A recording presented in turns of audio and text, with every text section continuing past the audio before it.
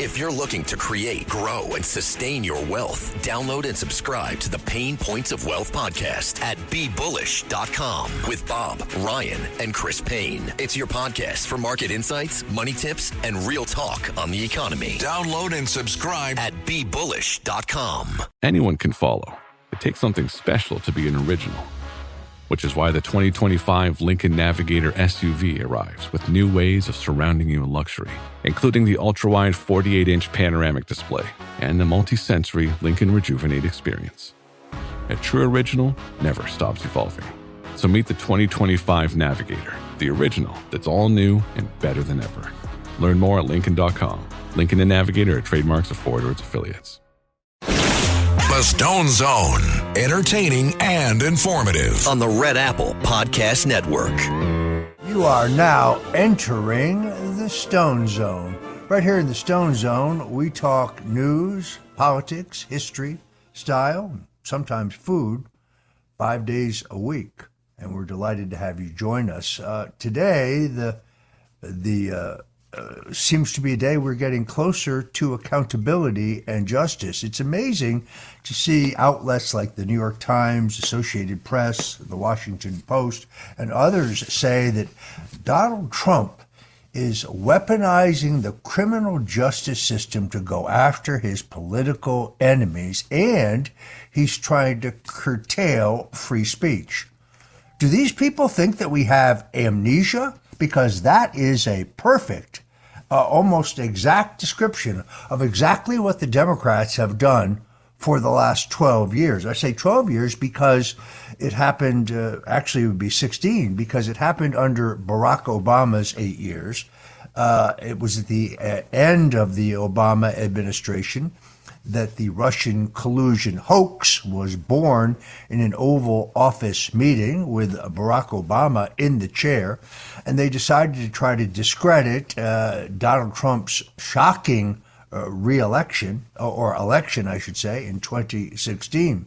And now, disgraced CIA Director John Brennan, who really was the ringleader of the entire Russian collusion hoax, the principal perp, has been criminally referred to the Department of Justice by the chairman of the House Judiciary Committee, Jim Jordan.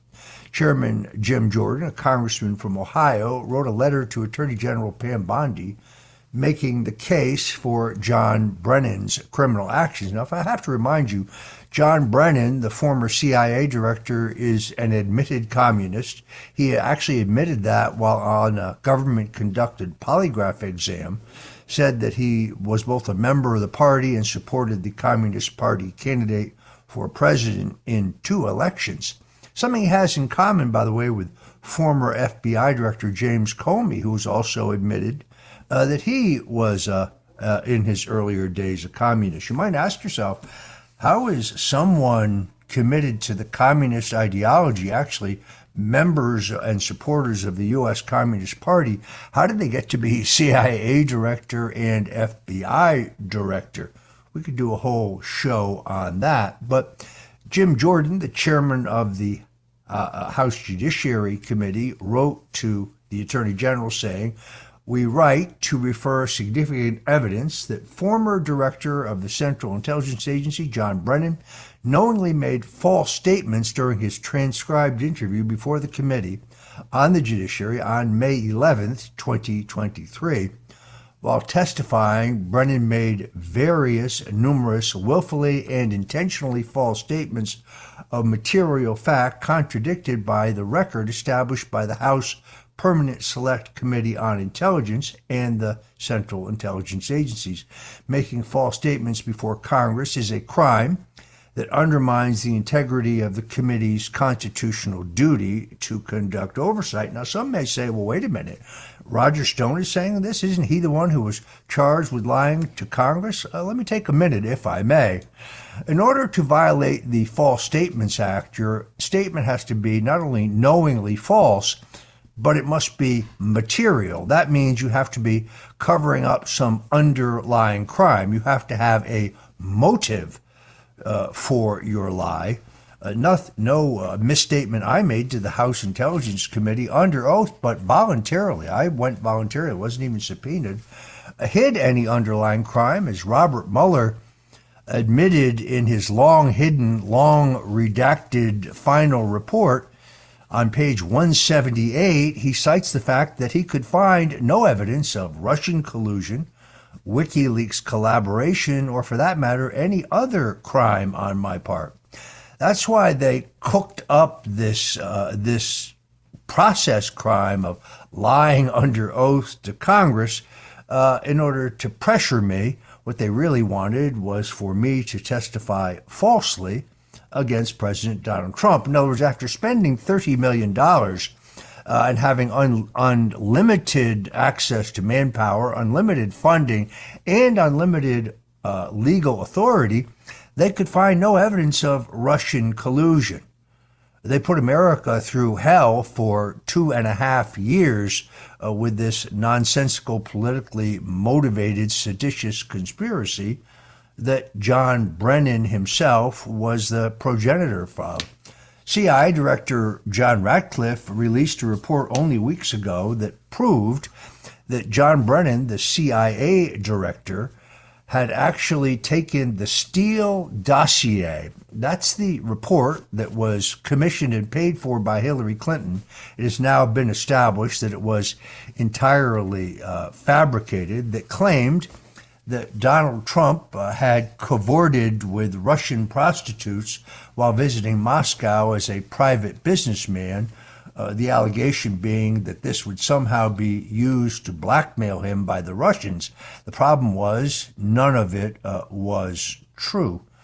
And the media, of course, went whole hog for the Russian collusion hoax. It was a fraud from the very beginning.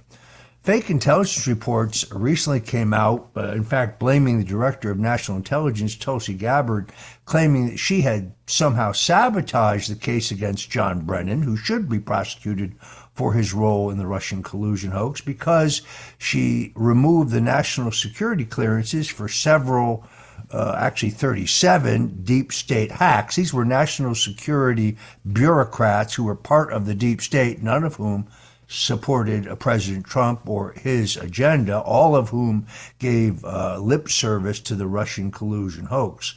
All of the declassified documents released by the Director of National Intelligence, Tulsi Gabbard, the former Congresswoman from Hawaii, proved definitively that there was a seditious conspiracy with Barack Obama himself at the helm.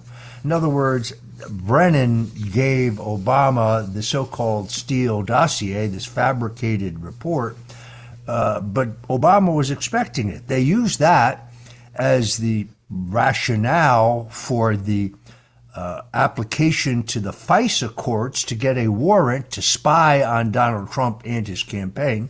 They also used it as the predicate to launch the Mueller witch hunt, which yours truly became a target of.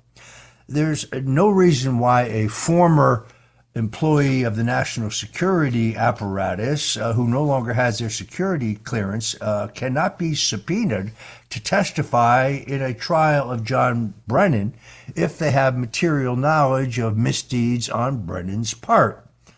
Brennan's kind of an interesting character. Not only is he a admitted communist, but he also got caught spying on a U.S. Senate committee that was investigating his illegal use of torture as the CIA director.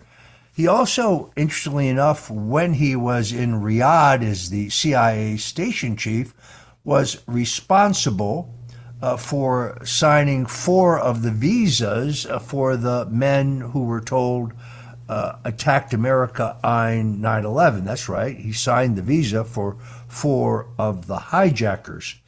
This, of course, is the same John Brennan that reportedly converted to radical Islam when he was the station chief in Riyadh. You really have to ask yourself how someone with these credentials becomes the head of the Central Intelligence Agency. All of the documents released by Tulsi Gabbard and declassified show that Brennan was instrumental in the Russiagate conspiracy. He knowingly laundered this bogus intelligence to paint President Donald Trump as a Russian agent in order to undermine his presidency and attempt what can only be called a coup d'etat. Quite frankly, any charge short of treason, as far as I'm concerned, is unacceptable. Brennan's crimes put those of Benedict Arnold to shame, because at least at one point in time, Benedict Arnold was an accomplished military official. Brennan, on the other hand, has been a weak-minded, a very, very arrogant traitor from the very beginning. I really hope and pray that justice will be done. Statute of limitations, to me, on the 51 intelligence officers, of whom John Brennan was one, I believe it expired this past Monday, meaning unless you could prove that was a conspiracy, prosecutors in Donald Trump's Justice Department may have already missed the opportunity to charge the 51 current and former intelligence officers who claimed falsely that Hunter Biden's laptop wasn't genuine. It was all created as Russian disinformation. It's interesting because polling showed that 27% of those who voted for Joe Biden in the 2020 election now say that if they had known that Hunter Biden's laptop material, as published by the New York Post and by Breitbart News, was real, it would have changed their vote. And perhaps it means that Joe Biden would have been defeated. On the other hand, I am not one who believes that Joe Biden got 81 million votes, nor am I one who believes that Joe Biden ran 20% better on average in African American precincts in American cities than Barack Obama, who, whether you like him or not, is a historical figure in that community.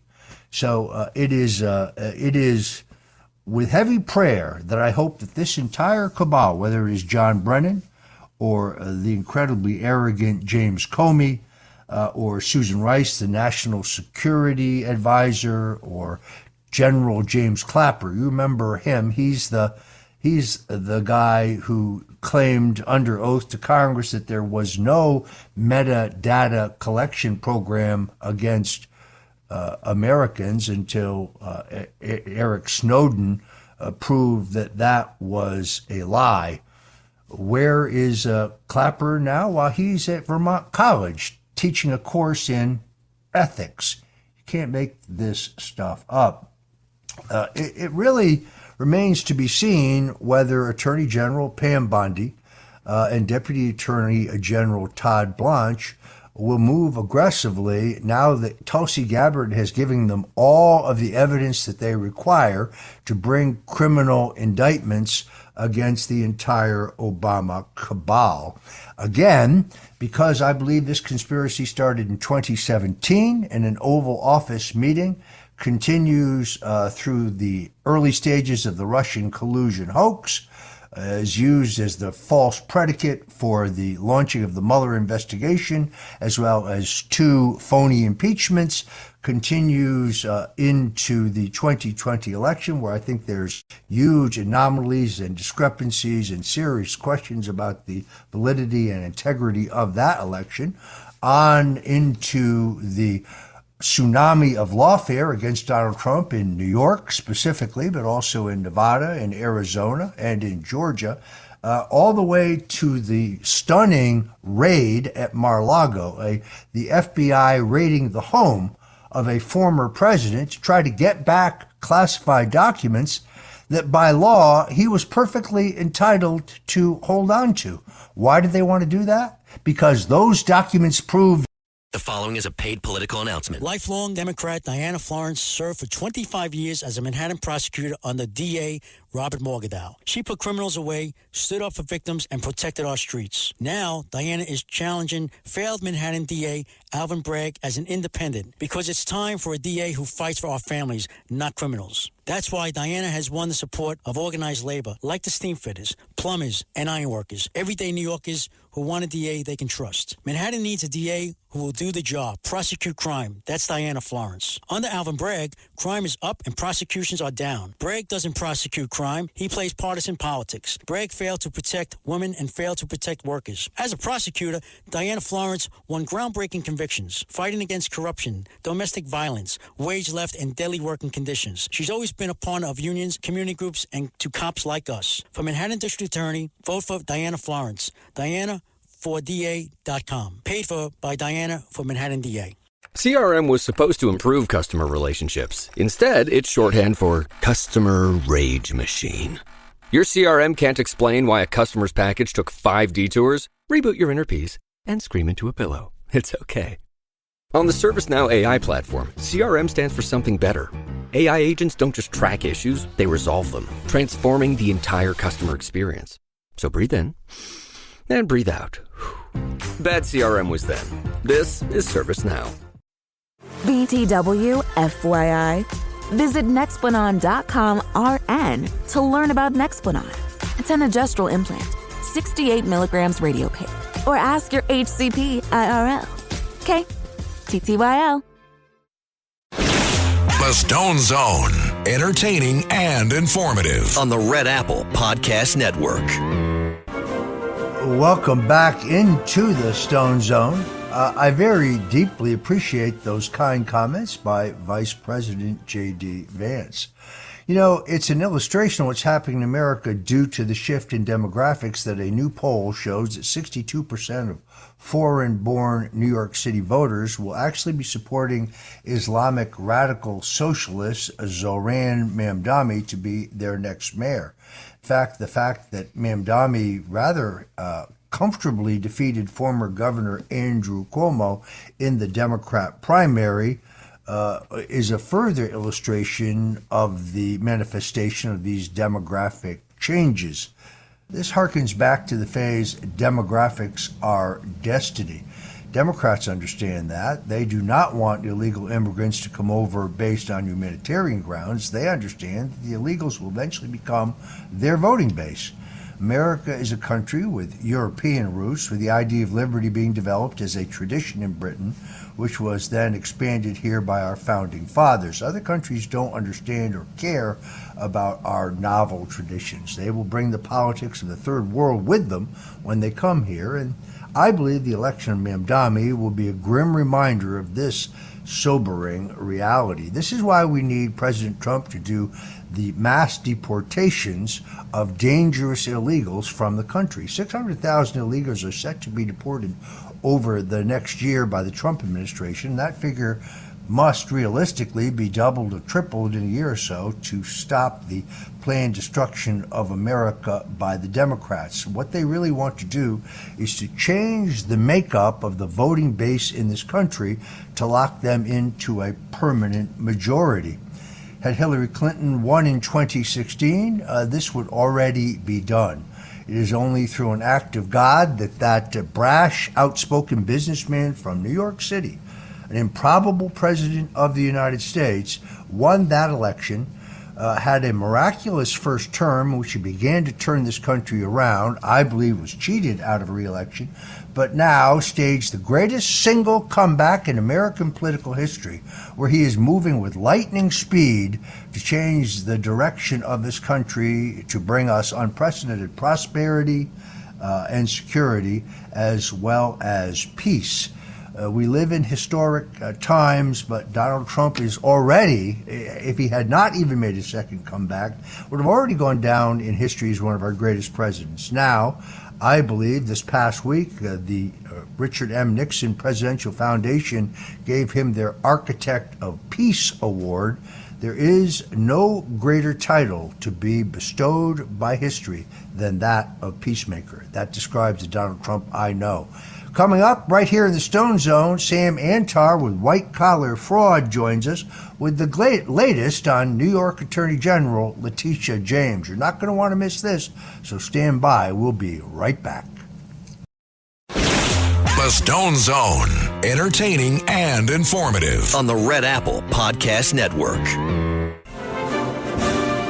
Welcome back. You are re-entering the Stone Zone. Well, indicted New York Attorney General Letitia James, who stands indicted for mortgage fraud and bank fraud, both charges that she has prosecuted New Yorkers under, is now launching a portal to dox federal immigration officers using your tax dollars. Attorney General Letitia James announced that she was launching this portal to collect photos and videos of ICE activity in New York. New York Attorney General Letitia James is encouraging New Yorkers to submit videos and other documentation of federal immigration enforcement actions in New York following yesterday's Immigration and Customs Enforcement raid on Canal Street in New York City. The Attorney General said, "Every New Yorker has the right to live without fear or intimidation. If you witnessed and documented ICE activity yesterday, I urge you to share that footage with my office. We are committed to reviewing these reports and assessing any violations of law. No one should be subjected to unlawful questioning, detention, or imitation." Let me explain the problems with Letitia James' statement. Notice she says every New Yorker has the right to live without fear or intimidation. ICE officers are not trying to deport New Yorkers. They're trying to deport illegal immigrants on a priority basis, those who have criminal records and who pose a danger to the average New Yorker. Attorney General James is, in essence, asking New Yorkers to share photos or videos of federal government officers doing their duty. I'm not a lawyer, but I can tell you now that J.B. Pritzker, the corpulent governor of Illinois, and Brandon Johnson, the nearly brain-dead mayor of Chicago, are both in legal jeopardy because they have ordered Chicago police officers not to assist when ICE agents who are fulfilling their federal duties are arresting illegals in the city of Chicago. They can both be held legally liable to any injury or death of an ICE agent. I kind of wonder whether Letitia James is headed down the same road. I've never, in the 50 years I've been in American politics, seen a greater hypocrite. Joining me now to talk about Letitia James is the man who actually was among the first in the country to discover her 43-year crime spree of serial mortgage fraud. Mortgage fraud that she would try to convince you is no big deal, or maybe she didn't even really commit. Sam Antar, who's kind of an interesting cat himself, he's got a very interesting career trajectory. He was once one of the perpetrators of the largest financial crimes in American business history. He was the chief financial officer of Crazy Eddie. Remember Crazy Eddie, the major consumer electronics chain in the northeastern United States back in the 80s? Sam Antar was charged as one of the decade's greatest security fraud schemes. Went to trial, paid his debts to society, came out rehabilitated, and since that time, he has dedicated himself and his incredible expertise in both forensic accounting and business to find financial fraud and to help combat white-collar crime. His website, whitecollarfraud.com, is a must-read if you want to see all of the documented proof that no one is above the law, including New York Attorney General Letitia James. Sam Antar, welcome to the Stone Zone. Thank you. Well, she has a portal for ICE. I was going to start a portal for a mortgage fraud, but it already exists in the county clerk's office, on the HACRIS New York City database, and in New York State campaign finance filings. So, Her fraud is there. It's plain. Her signatures are on it. You have 12 mortgages over a period of 43 years. Actually, it's 13 mortgages over a period of 43 years. It's not a coincidence. It's not a clerical error. Everybody is hearing from the mainstream media, oh, it's just one property, and she made a mistake filling out the form. On that one property, she filled out 4 false forms. That's the Peroni Avenue property in Virginia. She said one thing to the insurance company. She said another thing to New York State. She said another thing to the bank, and she said another thing to the IRS. Each one of those 4 documents conflicts with the other 3, but it's a clerical error. But the reason why the press doesn't mention it is because it doesn't go with the narrative.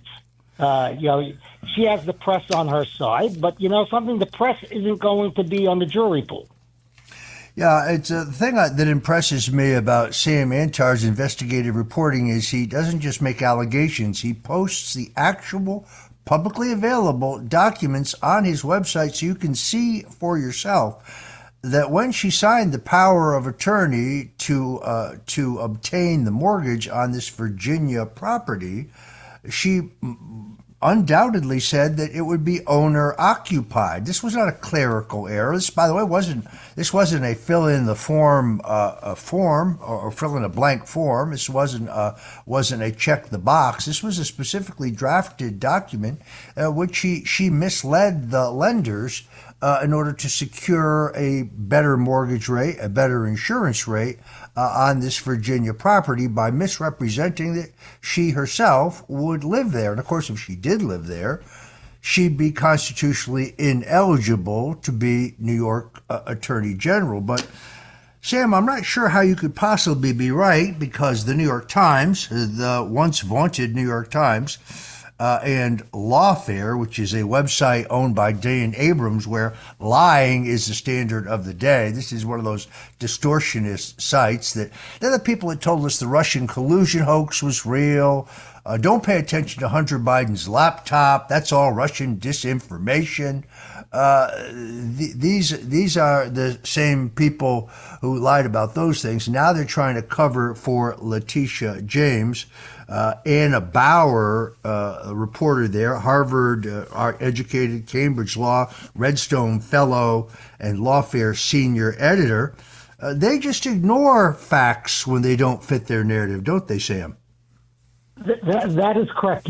Back in the day, after Crazy Eddie's, around 2005 to 2010, I was very active in uncovering financial crimes by public companies. And I knew 2 reporters at the New York Times that I loved and respected, Floyd Norris and Gretchen Morgenson. They would question me before I would give them anything. In other words, they would cross-examine me, not because they didn't trust me, but they wanted to make sure I got it right before they published. Today's New York Times is nowhere near that. It's just a propaganda outfit. These people, they deliberately don't look, or they just distort the narrative. All they do is act as PR pieces for very, very far left politicians. And you know something? They're acting as a mouthpiece for Mamdani too. And if Mamdani gets elected, they are going to get the mayor they deserve. Yeah, Sam Antar at White Collar Fraud has done some of the seminal and most important reporting that demonstrates that, well, Zoran Mamdani's campaign is not some grassroots uprising of average citizens, but in fact has been funded by an interconnected, interlocking group of nonprofits, not-for-profits, NGOs, political action committees, and political parties in direct violation of the law. You wouldn't believe that if you listen to Mamdani's campaign rhetoric, but I don't want to get distracted from the question of Letitia James. Letitia James was indicted in the Eastern District of Virginia because that's where the property in Norfolk, Virginia, that she lied to obtain a mortgage exists. This is one of the more liberal jurisdictions in the country. It's the same jurisdiction which former FBI Director James Comey stands indicted. But the president, when he found out that the chief prosecutor there, the U.S. Attorney Eric Siebert, concealed the fact that he had a material conflict in the Comey case. Siebert, who was quietly preparing a 51-page memo arguing as to why James Comey should be held to a different standard than anyone else and should not be charged with lying to Congress regarding material matters pertaining to the attempted smear of President Donald Trump regarding Russian collusion. But Eric Siebert, the U.S. attorney, never disclosed the fact that his father-in-law, that is his wife's father, is the godfather and the lawyer for James Comey, but he's also the godfather to Comey's children, a material conflict of interest, because that prosecutor, Eric Siebert, should have passed on this case, should have recused himself, but didn't. The president then appointed, as is his legal right, an interim U.S. attorney named Lindsay Halligan. Now, Lindsay Halligan is a very attractive attorney. I hate the way the media keeps mocking her as an insurance lawyer when in fact she was a partner in a major law firm heading their civil litigation division and has extensive experience, therefore, with juries. But because she's a conservative, and frankly because she's extremely attractive, the media sneers at her because she has no prosecutorial experience.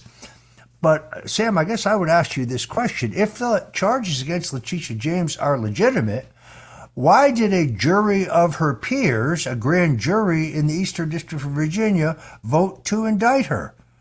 If Lindsay Halligan's incompetent, which is what they would try to tell us, I think that's false, and the facts are not there, why did a grand jury indict her?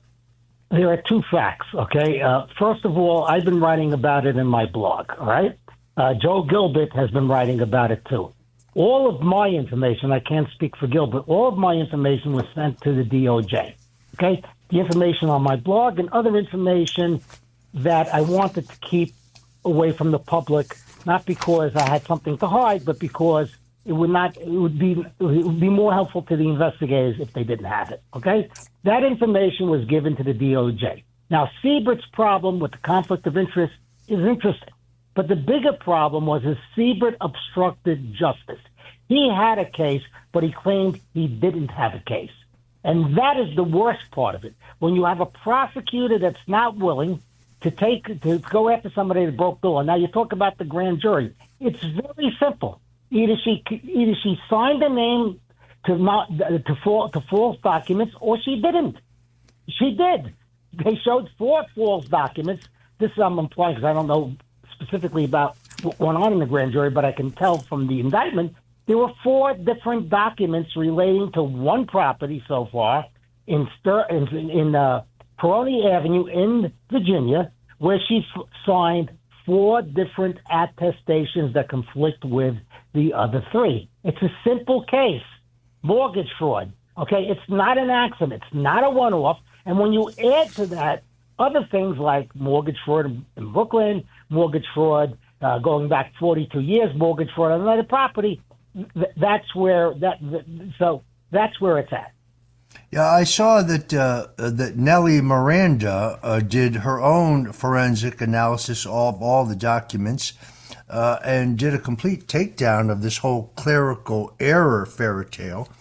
The one that conveniently skips paragraph 9 of the indictment where James' insurance misrepresentations are in plain sight. I also know, just from following white-collar fraud for a long time, that these kinds of crimes, in this case mortgage fraud and bank fraud, usually have downstream from them additional crimes such as tax fraud and insurance fraud. And frankly, I fully expect that there will be superseding indictments against Letitia James. I know that she is wearing this like a badge of honor. It may even induce her to challenge the current governor of New York, who's epically unpopular in the Democrat primary. And right now, among radical left-wing Democrats, Letitia James is probably extraordinarily popular. She might even be able to beat the sitting governor. We shall see. You're listening to The Stone Zone here on the Red Apple Audio Networks. I'm talking to Sam Antar, criminal fraud investigator par excellence, and we'll be right back. The Stone Zone, entertaining and informative. On the Red Apple Podcast Network. And we're back in the Stone Zone. We're joined by Sam Antar, the editor and publisher of whitecollarfraud.com. It was on his initial findings that the Federal Housing and Finance Administration examined the all publicly available documents to determine that Letitia James had actually engaged in a 43-year crime spree of serial mortgage fraud. In fact, I think, Sam, it's fair to say there's been some element of fraud in every single mortgage that Letitia James has ever received. Is that accurate? That is correct. 13 mortgages, 13 frauds. 6 New York State ethics filings, at least 5 frauds. Yeah, it's really quite exceptional. Of course, in court, you know, the pattern, even though she's not charged in her initial mortgage where she claimed that her father was her husband in order to use his balance sheet to qualify for the mortgage. On the mortgage application, she claimed it was her husband, but on the deed, she accurately recorded that it was her father. That's a fraud. Then, of course, she made misrepresentations to get a HAMP loan on an investment property that by law was required to be 4 units and under. Hers, she says in the application, was 4 units, but you went there physically with Joel Gilbert of the writing for the Gateway Pundit. You saw that it was 5. She isn't charged in either one of those, but that pattern will be telling in court. That pattern of fraud can still be used in the courtroom. I'll talk very quickly about this woman, Nellie Miranda. Very, very impressive. I was unaware of her. She's on YouTube. You can see her at Nellie Miranda TV. Nellie is Nellie Miranda TV. A very impressive African-American investigative journalist, citizen journalist. Seems to me like she did what the New York Times and lawfare.com refused to do. She read the actual indictments. Tell us about this, Sam. Well, she read the actual indictments. She came to the same conclusions that you and I did independently. In other words, nobody fed her anything. And more than that, it was interesting that Lindsay Halligan was being demeaned. Oh, she's just an insurance lawyer, right? But guess what? The insurance lawyer caught the insurance fraud, which the Harvard-educated lawyer and the other one that's not a Harvard at lawfare, they haven't have anything to say about the insurance fraud, or the New York Times didn't have anything to say about the insurance fraud. You know, it's kind of like the whole narrative is to destroy this case. Hold on, I'm in Manhattan. Anyway, the other thing that bothers me is this specific threat of violence that came from Letitia James. She said, and I quote, "I will not bow, I will not break, and I will not bend, and I will not capitulate. I will not give in, I will not give up. You come for me, you got to come through all of us." And she raises a fist. So here's the thing. You mean you got to come through all of us? Is that a threat to potential witnesses? Is that a threat to whistleblowers like me? Listen, I'm not afraid of the threats because I already came through through all of them. But the point being is that this is not the behavior of an ethical state attorney general. She's not running a mob. She's not running Trent de Agua. She's not running a criminal gang. What do you mean you got to get through all of us? Well, maybe in fact she is. My sources, and I have several of them, tell me that she's actually been threatening both whistleblowers and witnesses in this case. Folks won't remember this, but Paul Manafort was incarcerated for 12 months before he was convicted of any crime because they caught him talking to one of the witnesses in his case. And of course, when I was charged, the judge specifically prohibited me from arguing that my prosecution was selective or that I was being prosecuted for political reasons, for political motives. I wonder if the federal judge in the Letitia James case or the James Comey case. Same judge, I believe, is going to rule the same way. Unfortunately, we're out of time. I want to thank our guest, Sam Antar. Urge you to go to his website, whitecollarfraud.com. See for yourself why Letitia James is one of the biggest criminals in the country and why she's in serious legal trouble. I'm Roger Stone. Thanks for joining us today in the Stone Zone. Until tomorrow, God bless you and Godspeed. And remember, a man is not finished when he's defeated. He's only finished when he quits. Thanks for listening to The Stone Zone with Roger Stone. You can hear The Stone Zone with Roger Stone weeknights at 8 on 77 WABC. If you like the podcast, share it with your friends and listen anytime at WABCRadio.com and download the WABC Radio app. Hit that subscribe button on all major podcast platforms. Plus, follow WABC on social on Instagram, TikTok, Facebook, and X. See you next time for a new episode, so you never have to wonder, what the heck is going on here? If you're looking to create, grow, and sustain your wealth, download and subscribe to the Pain Points of Wealth podcast at BeBullish.com with Bob, Ryan, and Chris Payne. It's your podcast for market insights, money tips, and real talk on the economy. Download and subscribe at BeBullish.com.